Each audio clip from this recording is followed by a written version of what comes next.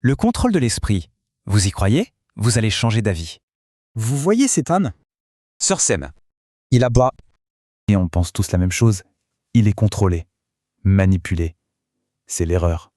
Parce que cet homme, il sait parfaitement qu'il est en train d'aboyer. En fait, il ne dort même pas. Pas du tout. Ce qu'on est en train de voir, ce n'est pas un pouvoir. C'est le plus grand tour de passe-passe du monde. Et le truc, c'est qu'il n'y a absolument aucune magie.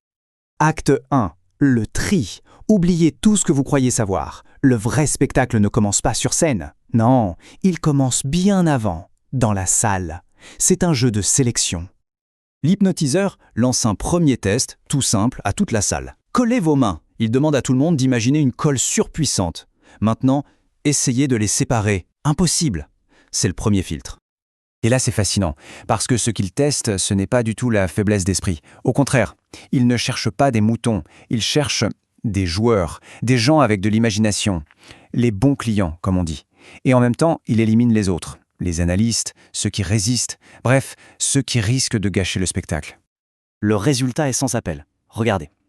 90% de la salle, éliminée, dehors. Trop sceptique, trop dans le contrôle. Mais les 10% qui restent, eux, ce sont les pépites, les stars du spectacle. Et ils ne le savent pas encore. Acte 2, le contrat. Maintenant, les choses sérieuses commencent. Les voilà sur scène, nos 10%. Les projecteurs sont sur eux, la pression monte d'un cran, le piège est en place. Et là, il prononce le mot qu'on attend tous. Dormez. Sauf que, ils ne dorment pas. C'est même tout l'inverse. Leur cerveau entre dans un état qu'on appelle l'hyperfocalisation. C'est une concentration tellement extrême que tout le reste, le public, les lumières, le bruit, tout s'efface. Il ne reste plus qu'une seule chose, la voix. En fait, c'est comme si un contrat invisible se signait. La voix de l'hypnotiseur leur murmure « Lâche prise, fais-moi confiance, on va juste s'amuser ». Et le cerveau du sujet, il répond quoi?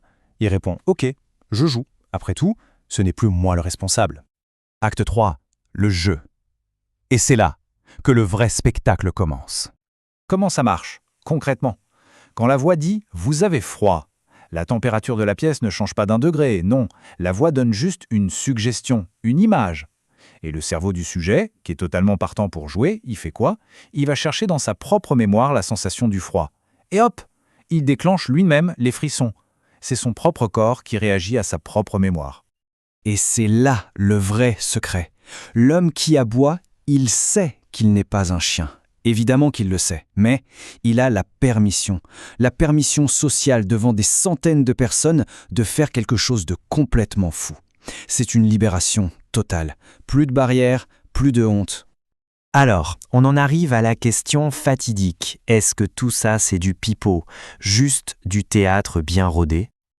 C'est la conclusion facile, n'est-ce pas? Tout est faux. C'est juste un spectacle. Non, c'est bien plus subtil que ça.